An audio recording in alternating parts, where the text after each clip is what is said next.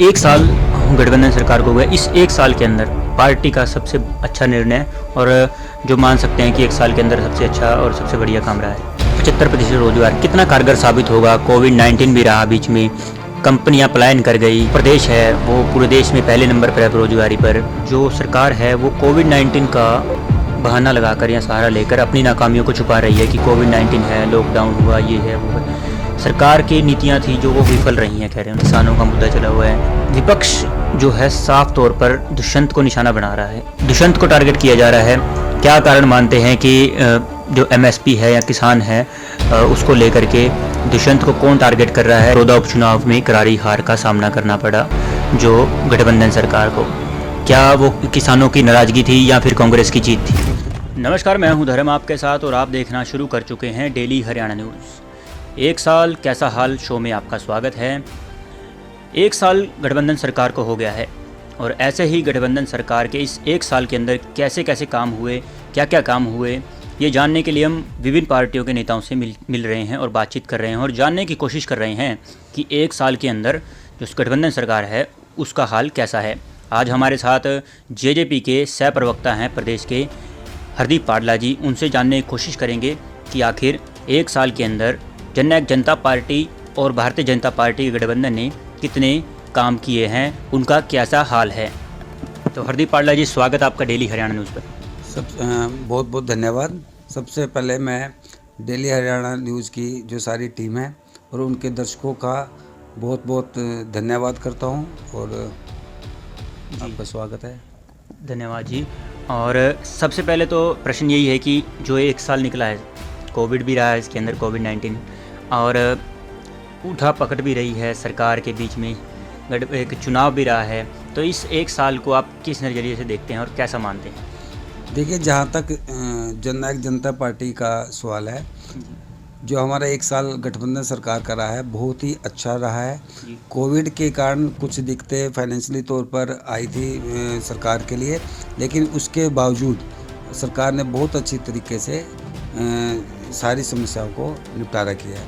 और मैं तो श्री दुष्यंत चौटाला जी का बहुत बहुत धन्यवाद करूंगा कि उन्होंने इतने अच्छे तरीके से जो डिपार्टमेंट्स सरकार में उनको मिले हुए हैं, बहुत अच्छे तरीके से उन्होंने अपने कार्य को निभाया है। जी, एक साल गठबंधन सरकार को हुआ है। इस एक साल के अंदर आप जननायक जनता पार्टी के सह प्रवक्ता हैं और मैं आपसे जानना चाहूँगा कि पार्टी का सबसे अच्छा निर्णय और जो मान सकते हैं कि एक साल के अंदर सबसे अच्छा और सबसे बढ़िया काम रहा है। देखिए, कोई भी पॉलिटिकल पार्टी हो जी, उसके लिए उसकी विश्वसनीयता जो है इस चीज़ पे होती है कि वो जो वायदे लेकर चुनाव में उतरी थी जी, उसको किस तरीके से पूरा करती है। जी, जहाँ तक जननायक जनता पार्टी का सवाल है, जब हम चुनाव में उतरे विधानसभा के चुनाव में, जी, हमारे जो मैनिफेस्टो था, हमारे नेताओं ने जो हम वायदे किए, उसमें जो सबसे महत्वपूर्ण वायदा हमारा ये था कि रोज़गार, क्योंकि श्री दुष्यंत चौटाला जी का शुरू से जब वो एमपी रहे हैं, जब भी सबसे ज़्यादा फोकस इस चीज़ पर रहा था कि किस तरीके से हरियाणा के जो युवक हैं उनको रोज़गार दिया जाए। जी, इसी को देखते हुए हमारा जो सबसे पहले वायदा ये था कि सरकार में आते ही सबसे पहले हम जो प्राइवेट सेक्टर हैं उसके अंदर 75% की हिस्सेदारी सुनिश्चित करेंगे। और बहुत बहुत धन्यवाद है सरकार का कि उन्होंने पहले ही साल में इसे को बिल लाकर इसमें जो कानून बनाया है और निश्चित तौर पर हरियाणा के जो युवा हैं उनके लिए बहुत अच्छी सौगात श्री दुष्यंत चौटाला जी ने दी है। दूसरा हमारा एक वायदा था कि हम सरकार बनते ही पंचायतों के अंदर 50% हिस्सेदारी महिलाओं की सुनिश्चित करेंगे। देखिए, एक साल के अंदर, मात्र एक साल में, जिसमें 5-6 महीने तो कोरोना में निकल गए हैं, उसके बावजूद भी काम करने के लिए हमें पूरे लगभग 5-6 महीने ही मिले हैं। इन 5-6 महीनों के अंदर दूसरा वायदा श्री दुष्यंत चौटाला जी ने अभी पिछले महीने उन्होंने पूरा किया है, जिसके अंदर निश्चित 50% महिलाओं की हिस्सेदारी पंचायती राज में सुनिश्चित हुई है। जी, आपने 75% रोजगार की बात की, तो 75% रोजगार कितना कारगर साबित होगा। कोविड-19 भी रहा बीच में, कंपनियां पलायन कर गई, देश जो प्रदेश है वो पूरे देश में पहले नंबर पर है बेरोजगारी पर। ऐसे में युवाओं को एक तरफ कंपनियां भी टिकानी है, नए रोज़गार भी लाने हैं और जो कंपनियां हैं उसके अंदर एक सक्षम युवा भी चाहिए। ऐसे में कैसे ये जो सपना है साकार हो पाएगा। देखिए, जहाँ तक आपने कहा कि कंपनियां पलायन करी है, मेरे ख्याल से हरियाणा के अंदर जी। अभी तक कोई ऐसा मामला हमने नहीं देखा है कि हरियाणा से किसी कंपनी ने पलायन किया। गुड़गांव के अंदर, फरीदाबाद के अंदर काफ़ी कंपनियां हैं जो बंद हो चुकी हैं। जो यहाँ के जितने भी अगर कहीं प्रवासी मजदूर थे, उनकी जाने की वजह से कुछ कंपनियां हैं जो ठप हो चुकी हैं, कुछ कंपनियां घाटे में चली गई हैं।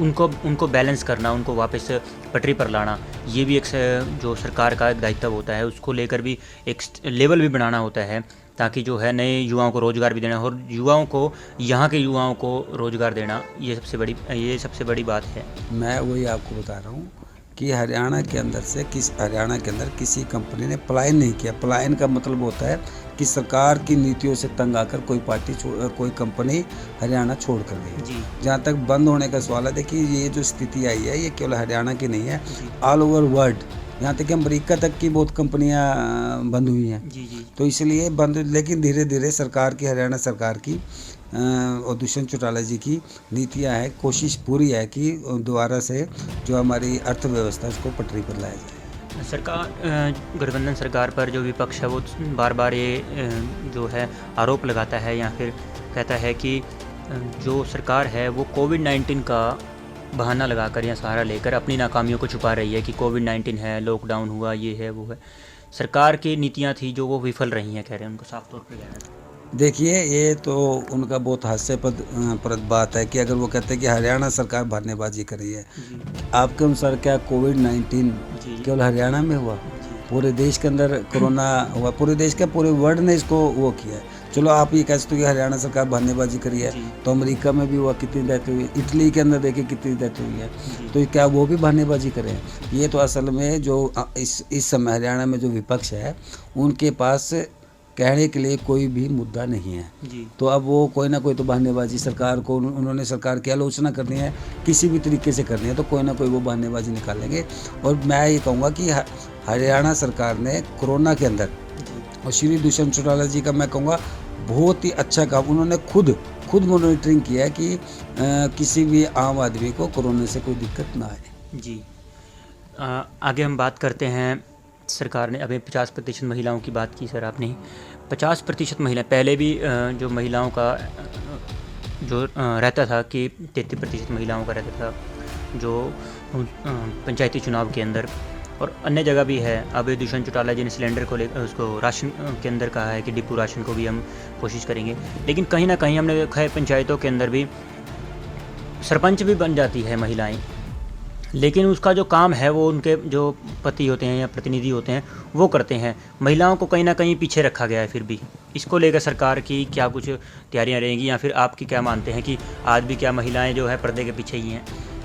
देखिए, जहाँ तक आपकी ये बात है कि महिलाएं पर्दे के पीछे हैं, मैं आपको ये बता दूं, हरियाणा की जो लड़कियां हैं, हरियाणा की हमारी जो बहनें हैं, जी पंचायती राज में अमेरिका तक से गोल्ड मेडल जीत के ला रही हैं। जी कैथल के अंदर हमारे पीछे एसपी महिला थी, जी हमारे एडीजी जजेज हमारे 3-4 महिलाएं हैं। जी जी। तो ये बात नहीं है कि नहीं महिला, सर, पंचायती उसकी बात कर रहे हैं हम भी। पंचायती जो चुनाव थे उसमें सरपंच बनने के बाद मैं भी या फिर प्रतिनिधि बनने के बाद भी उनके जो हस्बैंड थे, उनके प्रतिनिधि थे, वो मीटिंगों के अंदर जाना, महिलाएं घर का काम ही कर रही मैं हैं। आपको वही बता रहा हूँ कि अब आज की जो स्थिति है, जी। आज लड़कियां पढ़ी लिखी हो गई जी। हैं। वो पुरानी बात थी जब औरतें घूंघटों में रहते थे, उनको घर से बाहर नहीं निकलने देते थे। लेकिन आज लड़कियां मैं कहूँ लड़कों से भी आगे निकल गई हैं। चाहे आप देखिए पीछे रिजल्ट आया, उसमें भी लड़कियां प्रथम आई हैं। क्या आगे सरकार कोई ऐसा सिस्टम लेके आ रही है, या फिर ऐसा कोई ऐसी व्यवस्था लेके आएगी कि अब जैसे जो उनके पति हैं, हस्बैंड हैं, वो मीटिंग अटेंड कर रहे हैं जो सरपंच पद ना होने के बावजूद, क्योंकि सरपंच तो उनकी वाइफ है, लेकिन क्या ऐसा सिस्टम लाएगी कि महिलाएं खुद जाकर उसको मॉनिटरिंग करें जो मीटिंग होगी? नहीं, व्यवस्था है, अगर कोई शिकायत आपकी नज़र में हो, या किसी व्यक्ति की नज़र में हो, या सरकार के पास कोई ऐसी शिकायत पेंडिंग हो, जी आप हमें बताएं कि फला सरपंच का घरवाला डीसीओ मीटिंग में गया है, या उसकी जगह वो साइन कर रहा है, उसके खिलाफ कार्रवाई कराएंगे। कानून में प्रावधान है। जी किसी भी सरकारी अफसर के या किसी भी महिला सरपंच के साइन अगर उसका घरवाला करता है तो आईपीसी के अंदर उसको प्रावधान है सजा दिलवाने का। जी। एक अभी मुद्दा चला हुआ है, किसानों का मुद्दा चला हुआ है। विपक्ष जो है साफ तौर पर दुष्यंत को निशाना बना रहा है, मौजूदा सरकार को ना लेकर के। मौजूदा सरकार में मुख्यमंत्री भी हैं, गठबंधन है, सबको दरकिनार कर, क्योंकि आपकी जो पार्टी है देवीलाल के विचारों वाली पार्टी, देवीलाल किसान नेता भी कहे गए हैं, दुष्यंत को टारगेट किया जा रहा है। क्या कारण मानते हैं कि जो एमएसपी है या किसान है उसको लेकर के दुष्यंत को कौन टारगेट कर रहा है, या फिर दुष्यंत को ही किसान नेता के रूप में, या किसान जो नेता है या कोई भी है वो दुष्यंत को टारगेट कर रहा है? ऐसा क्यों लग रहा है? ऐसा कैसे देखा जा रहा है? देखिए, जहाँ तक किसान आंदोलन की बात है, मैं आपको बता दूं, जो आज कांग्रेस पार्टी की जो हालत है जी बहुत ज़्यादा पतली है। जी उनके पास कहने के लिए कोई मुद्दा नहीं है, जी और कांग्रेस की शुरू से ही एक तरीका रहा है कि किस तरीके से जो सरकार है उसमें, जो प्रदेश है उसमें लाइन ऑर्डर की स्थिति उत्पन्न की जाए। जी अब देखिए, किसान का जो यही दीपेंद्र हुड्डा जी हैं, जी जब ये अपने एमपी थे, इन्होंने खुद इसी एमएसपी का, इसी कानून का, इन्होंने तो बल्कि इनको प्रपोज किया था कि ये बहुत अच्छा है, ये तो बहुत वाहवाही की थी इन्होंने। जी तो आज ऐसा क्या हो गया कि वही कांग्रेस के जो प्रतिनिधि हैं जी इसको, किसानों को बरगला रहे हैं, इसका मतलब ये इस कानून के खिलाफ खड़े हो गए हैं। असल में इनको किसानों के हित से कोई लेना देना नहीं है। जी इन्होंने तो इस आंदोलन को एक किसी भी तरीके से कानून व्यवस्था का यहाँ पे हालत इन्होंने ख़राब करनी है, और कुछ नहीं है इसके सिवा। जो किसान आंदोलन हुआ, बड़ौदा उपचुनाव से पहले किसान आंदोलन हुआ था, और पिपली के अंदर जो लाठीचार्ज हुआ, उसका जो नुकसान था, आपने देखा कि बड़ौदा उपचुनाव में करारी हार का सामना करना पड़ा जो गठबंधन सरकार को। क्या वो किसानों की नाराज़गी थी या फिर कांग्रेस की जीत थी? देखिए, करारी हार तो हमने वहाँ पे नहीं कहेंगे, निश्चित तौर पे हार हुई है। पिछली बार 5,000 से थे, अब की बार 10-11 हज़ार का फर्क था। मैं वही बता रहा हूँ कि आप इसको करारी हार तो नहीं कह सकते, लेकिन निश्चित तौर पे क्योंकि हार। करारी हार इसलिए कहने का मतलब ये है कि पिछली बार अगर हम लगाएं तो गठबंधन जो अलग अलग थे तो लगभग दोनों की मिला के 70,000 वोट बनते थे। अब अगर हम दोनों को अगर मिलाएं तो दोनों के 50,000 वोट बन रहे हैं, तो 20,000 तो वो माइनस हो गए सीधे सर। नहीं, करारी हार तो होती है, जैसे इनकी हुई है। फिर तो दीपेंद्र जी लोकसभा का चुनाव हारे थे, वहाँ से भी करारी हार हुई है। उनका गढ़ तो था, सिर्फ 1,000-2,000 का फर्क है। नहीं गढ़ भी है, वो 15 साल 10 साल मुख्यमंत्री रहे हैं उनके पिताजी। तो क्या और गठबंधन? जहाँ तक यह बड़ौदा का जो आप सवाल कह रहे हो, ये जी। तो हुड्डा जी की कांग्रेस की पहले ही सीट थी वहाँ। जी, अभी देखो, कांग्रेस की पहले सीट थी, हमने बल्कि मुकाबला वहाँ अच्छा किया। सरकार का होने का भी फ़र्क होता है कि सरकार लोगों को एक फेस दिखता है कि सरकार ऊपर है, फिर भी उसका दबाव भी होता है, क्योंकि ज़्यादातर ऐसा होता है कि ये भी कम चांस होते हैं कि जब जो सरकार के ऊपर होती है और नीचे जो है जो विपक्ष जीत जाता है। ऐसे में सरकार का हारना कहीं ना कहीं नाराज़गी दिख रहा है जनता की। नहीं, इसको नाराज़गी तो नहीं कहेंगे, लेकिन चलो हार हुई है तो निश्चित तौर पे दोनों पार्टियां मिलकर इसका मंथन का, हमारे जो नेताजी हैं, हमारे शीर्ष नेतृत्व है, इस पे विचार विमर्श इन्होंने किया है, क्या करना है ऐसा। मुख्यमंत्री का बयान आपने सुना था हारने के बाद? हाँ, सुना था उन्होंने। क्या उन्होंने कहा था कि अगर दोनों पार्टियों के नहीं जजपा के, और निश्चित रूप उन्होंने साफ तौर पर कहा निश्चित रूप से अगर उनकी वोट हमें पूरी मिलती तो हमारी वोट 70,000 के प्लस होती।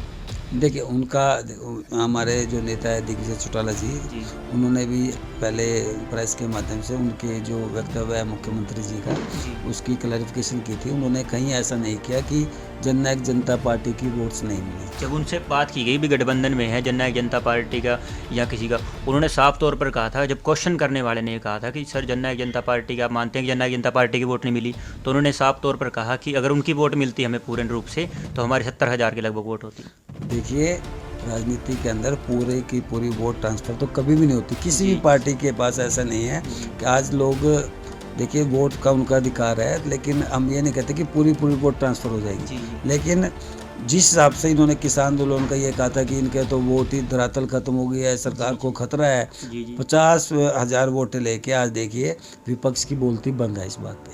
जी, तो जो बड़ौदा उपचुनाव की हार है, क्या मुख्य मुद्दा मानते हैं?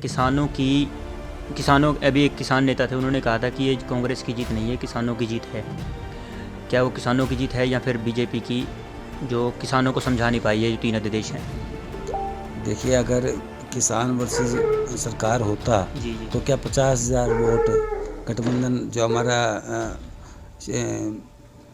कैंडिडेट था, क्या 50,000 वोट वो ले पाता? योगेश्वर जी का 50,000 वोट ले पाते? अगर ये किसान तो बहुत ज़्यादा है वहाँ पे, तो 50,000 वोट के में तो फिर तो 5,000 भी ना। अगर जहाँ पे भी चुनाव किसान वर्सेस किसी के खिलाफ हो जाएगा तो 5,000 वोट भी नहीं आएंगे, 50,000 वोट बहुत होती है। जी। तो अभी फ़िलहाल के अंदर अगर हम देखते हैं, पहले भी एक मुद्दा उठा था राइट टू रिकॉल का, अब भी ताऊ दुष्यंत जी ने अपने भाषण में कहा कि राइट टू रिकॉल ताऊ देवीलाल का सपना था। क्या देवीलाल का सपना जो था वो पंचायत तक ही था सर, विधानसभा और लोकसभा तक नहीं था? देखिए, जब भी कोई शुरुआत की जाती है उसको पहले छोटे स्तर पर शुरू किया जाता है। और हमारे लोकतंत्र के अंदर, भारत का जो लोकतंत्र है बहुत मजबूत लोकतंत्र है, और इसकी जो नींव है वो पंचायतों पर आधारित है। हमारे पंचायत हो गए, नगर निगम, ये हमारे लोकतंत्र की बहुत बड़ी नींव है।